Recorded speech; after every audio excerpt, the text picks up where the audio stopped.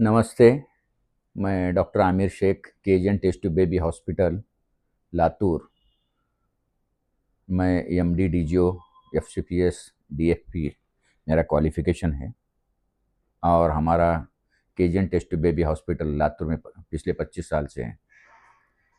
आज ये इंटरव्यू देने की वजह ये है कि हमारे जो पेशेंट आते हैं, जो खेड़े गाँव से आते हैं, तो उनके दिल में टेस्ट ट्यूब बेबी के बारे में बहुत सारी गलतफ़हमियाँ हैं कि स्टार्टिंग में तो हमें इस गलतफ़हमियों को दूर करना चाहिए, नहीं तो पेशेंट के दिल में टेस्ट बेबी के बारे में थोड़ा-सा डर लगा रहता है।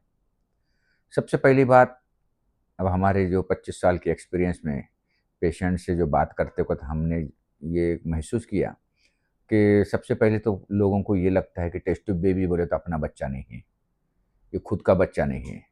जैसा कि किसी का कहना रहता है कि ये दूसरे का सीमेंट लेके किया है, ये किया है। तो बहुत सारे मुस्लिम पेशेंट तो ये डरते हैं कि ये अपना बच्चा नहीं है, ये कुछ तो गलत काम कर रहे हैं। ऐसा बिल्कुल नहीं है। टेस्ट ट्यूब बेबी में टेस्ट ट्यूब बेबी ये अपना खुद का बच्चा होता है। फॉर एग्ज़ाम्पल, औरत के अंडे और हस्बैंड के स्पर्म्स ये लेकर इसे हम इन विट्रो उसका फर्टिलाइज़ेशन करते हैं। इसलिए टेस्ट ट्यूब बेबी को आईवीएफ भी कहते हैं। इंग्लिश में आईवीएफ, इन विट्रो फर्टिलाइज़ेशन कहते हैं। और इन वाइवो फर्टिलाइज़ेशन बोलते, जो औरत के पेट में बच्चा तैयार होने की जो प्रोसेस होती है, वो नॉर्मल जो होता है उसे इन वाइवो बोलते हैं, और जो हम यहाँ पे लैब में जो करते हैं वो इन विट्रो है। तो फ़र्क सिर्फ इतना है, वो माँ के पेट में बच्चा तैयार होता है, ये बच्चा हमारे लैब में तैयार होता है। लेकिन बच्चा तो उस माँ-बाप का ही है। वहाँ पे भी वही, उसी से बच्चा तैयार हो रहा है, यहाँ पे भी उसी से बच्चा तैयार हो रहा है। सिर्फ़ ये प्रोसेस कहाँ हो रही है, प्लेस, जो वहाँ माँ के बच्चेदानी में और फ़ॉलोपियन ट्यूब में ये बच्चे की प्रोसेस होती है, यहाँ पे हमारे लैब में होती है। और वो भी सिर्फ़ पहले के 3 से 5 दिन की। पहले 3 से 5 दिन की प्रोसेस ये लैब में होती है, और उसके बाद 5 दिन के बाद की जो 9 महीने की प्रोसेस है, वो पूरी की पूरी माँ के पेट में ही होती है। तो सबसे इम्पोर्टेंट ये बात समझ लेना चाहिए, और पेशेंट ने या फिर उनके रिलेटिव ने ये बात हम समझा देते हैं कि टेस्ट ट्यूब बेबी और तो अपना खुद का बच्चा है। मैं तो मज़ाक से बोलता हूँ कि आप कभी भी तुम्हारा टेस्ट ट्यूब बेबी होने के बाद बच्चे का डीएनए टेस्ट करो, और डीएनए टेस्ट में अगर कुछ गलती लगी तो हमारे पे केस करो, यहाँ तक मैं बोलता हूँ। पेशेंट हँसने में लेते हैं, लेकिन ये मैं उनको कॉन्फिडेंस देने के लिए करता हूँ कि फ्रैंकली स्पीकिंग, ये बच्चा वो बच्चा सेम रहता है। ये लैब में तैयार होता है पहले के 3 से 5 दिन तक, और वो माँ के पेट में होता है। That is the only difference, बाकी उसमें कोई डिफरेंस नहीं है। दूसरी बात, पेशेंट जो कॉमनली ये पूछते हैं कि डॉक्टर साहब, ये टेस्ट ट्यूब बेबी से जो बच्चा होगा, वो बच्चा नॉर्मल रहता है क्या? या नॉर्मल बच्चे जैसा ताकत वाला रहता है या कमज़ोर होता है? दिमागी हालत उसकी कैसी रहेगी? फ्रैंकली स्पीकिंग, हमने इस बारे में एक केजन टेस्ट ट्यूब बेबी हॉस्पिटल में बहुत सारे पेशेंट का ऐसे ही पूछ रहे थे, तो मैंने किया कि अब पेशेंट का काउंसलिंग करने के लिए या फिर हमेशा के लिए पेशेंट के दिल में का डर जाने के लिए हमने एक आईक्यू टेस्ट का शिविर लिया था। जैसा कि अल्हम्दुलिल्लाह आज तक हमारे पास 15,000 से ज़्यादा बच्चे पैदा टेस्ट ट्यूब बेबी प्रणाली से हुए हैं। तो इन बच्चों का हमने एक सैंपल साइज़ लेके, एक 150 बच्चों का हमने ये किए थे, सर्वे किए थे। वो बच्चों को बुलाए, हमने पीडियाट्रिशियन और साइकियाट्रिस्ट और साइकोलॉजिस्ट, ऐसा 3 टाइप के स्पेशलिस्ट बुला के इन बच्चों का हमने डिटेल चेकअप किया था, और उसके साथ-साथ उनकी इंटेलिजेंसी भी हमने देखी। और उस इंटेलिजेंसी में अल्हम्दुलिल्लाह near about highest intelligence quotient, IQ जिसे कहते हैं, कि 137 एक बच्चे का आईक्यू था, और नियर अबाउट मैक्सिमम जो बच्चों का आईक्यू था, it was between 110 to 120। Normally जो अबव 125 आईक्यू है, ये सुपर नॉर्मल समझा जाता है। तो टेस्ट ट्यूब बेबी के बच्चे दिमागी कमज़ोर तो थे ही नहीं, उल्टा टेस्ट ट्यूब बेबी के बच्चे नॉर्मल बच्चों से भी ज़्यादा होशियार होते हैं, और नॉर्मल बच्चों से भी अच्छा उनका बॉडी रेजिस्टेंस और ये होता है। कहने का मतलब ये है कि टेस्ट ट्यूब बेबी के बारे में जो गलतफ़हमी है कि टेस्ट ट्यूब बेबी से होने वाला बच्चा कमज़ोर होता है, या फिर मानसिक रूप से वो उतना सा फिट नहीं रहता है, ये बात एकदम गलत है।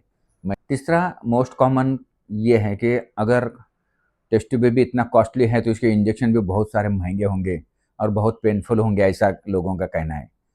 इसके पेनफुल तो नहीं होते, उल्टा अपने जो नॉर्मल इंजेक्शन रहते हैं उस इंजेक्शन से भी ये इंजेक्शन जो है तो ये इम्पोर्टेड इंजेक्शन होते हैं। और जैसा इंसुलिन देते हैं हम, सबक्यूटेनियस इंजेक्शन देते हैं, तो सबक्यूटेनियस इंजेक्शन इंसुलिन को आप लोगों ने देखा होगा कि घर में जिसको डायबिटीज़ है वो लोगों को हम इंसुलिन का इंजेक्शन देते, तो वो इंसुलिन का इंजेक्शन तो इतना इतना छोटा जैसा कि चूंटी काटने के बराबर भी उसका पेन नहीं होता। तो ये इंजेक्शंस महंगे इंजेक्शंस हैं, इसलिए वो पेनफुल रहेंगे, या ऐसा नहीं हो सकता है। इंजेक्शन ये नॉर्मल इंजेक्शन रहते हैं और उससे तकलीफ भी नहीं होती है। चौथी बात ये है कि बहुत सारे लोगों का ये कहना है कि टेस्ट बेबी अगर किए तो वो बच्चा बहुत नज़ाकत का रहने रहने की वजह से माँ चल फिर नहीं सकती, उसे 9 महीने बेड पे ही रहना पड़ता है। ऐसा बिल्कुल नहीं है। टेस्ट ट्यूब बेबी और नॉर्मल बेबी, इसमें मैंने जैसा पहले स्टार्टिंग में किया कि सिर्फ 5 दिन का फ़र्क है। पहले 5 दिन लैब में तैयार होते और यहाँ माँ के पेट में तैयार होता। उस 5 दिन के बाद का हर चीज़ सेम रहती है, उसके अंदर कोई फ़र्क नहीं रहता है। तो माँ के पेट में टेस्ट ट्यूब बेबी का बच्चा है या नॉर्मल बच्चा है, इससे कोई फ़र्क नहीं पड़ता। नॉर्मल डेली एक्टिविटी वो कर सकते हैं, नॉर्मल उनका डे टू डे वर्क कर सकते हैं। वो अगर ड्यूटी पे है तो उनकी ड्यूटी भी जॉइन कर सकते हैं। घर का जो रूटीन काम-काज है वो भी काम कर सकते हैं। कहने का मतलब ये है कि नॉर्मल बेबी में और टेस्ट ट्यूब बेबी में मदर को कुछ स्पेसिफिक ख़ास उसकी रेस्ट लेना ज़रूरी नहीं है। हमारे पास इतना लोगों को समझाने के बाद भी हमारे पास जो पेशेंट है, मैंने देखा कि वो लिफ्ट से ही आते थे। अगर लिफ्ट बंद है तो ऊपर के फ्लोर से नीचे के फ्लोर पे नहीं आते थे।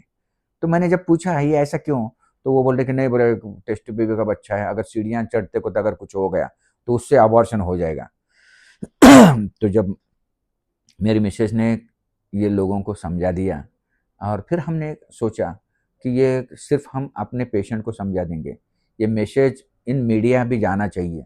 तो हमने एक ईद मिलन प्रोग्राम किए थे और इस उस ईद मिलन प्रोग्राम में हमें प्रेग्नेंट औरतों का, टेस्ट ट्यूब बेबी से हुए वाले जो औरतें प्रेग्नेंट थे, उन प्रेग्नेंट औरतों का एक रैंप वॉक रखा था। और उस रैंप वॉक में तुम चल सकते, तुम योगा कर सकते, तुम लाइट डांस, लाइट एक्सरसाइज कर सकते हैं, ये हमने करके बताया था। और जब लोगों को लगा कि ये एक्चुअली इनके पेट में टेस्ट ट्यूब बेबी का बच्चा है और उसके बावजूद डॉक्टर के सामने ये परफॉर्म कर रहे हैं, और जब से लोगों का जो डर था कि टेस्ट ट्यूब बेबी बोले तो माँ को बैठ के ही रहना चाहिए या सो के ही रहना चाहिए, इस बारे में हमने लोगों का काउंसलिंग किया। और जब से अल्हम्दुलिल्लाह हमारे पेशेंट और हमारे पेशेंट के रिलेटिव भी थोड़ा सा रिलैक्स हो गए हैं। इस चौथी बात ये है कि बहुत सारे लोगों का ये कहना है कि टेस्ट बेबी अगर किए तो वो बच्चा बहुत नज़ाकत का रहने रहने की वजह से माँ चल फिर नहीं सकती, उसे 9 महीने बेड पे ही रहना पड़ता है। ऐसा बिल्कुल नहीं है। टेस्ट ट्यूब बेबी और नॉर्मल बेबी, इसमें मैंने जैसा पहले स्टार्टिंग में किया कि सिर्फ 5 दिन का फ़र्क है। पहले 5 दिन लैब में तैयार होते और यहाँ माँ के पेट में तैयार होता। उस 5 दिन के बाद का हर चीज़ सेम रहती है, उसके अंदर कोई फ़र्क नहीं रहता है। तो माँ के पेट में टेस्ट ट्यूब बेबी का बच्चा। अब फाइनल बात ये रह गई कि सब इतना होने के बाद पेशेंट अगर तैयार हो गया कि बच्चा अच्छा होता है, अपना खुद का बच्चा है, इसमें कुछ रेस्ट लेने की ज़रूरत नहीं है। अब लास्ट में बच जाता है क्या कि फिर ये बच्चा तैयार करते को तो कुछ तकलीफ़ होगी क्या? इसमें कुछ तकलीफ़ नहीं होती। जैसा कि रूटीन सोनोग्राफ़ी करते हैं, वैसे सोनोग्राफ़ी होती है। लेकिन आपको पेन नहीं होना है या फिर ये नहीं होना है, इसलिए थोड़ा-सा सेडेशन देते हैं और सेडेशन दे के हम अंडे निकालते हैं। अंडे निकालने का प्रोसेस भी वो तो कोई ऑपरेशन नहीं होता। सोनोग्राफ़ी मशीन जो रहती है, वो मशीन को एक छोटी-सी नीडल रहती है। उस नीडल में से हम वो अंडे में का पानी निकालते हैं और वो पानी में ही अंडा रहता है और हमारा एम्ब्रियोलॉजिस्ट उसमें का अंडा सेपरेट करता है। उसी वक़्त हस्बैंड का हम सीमेन लेते हैं।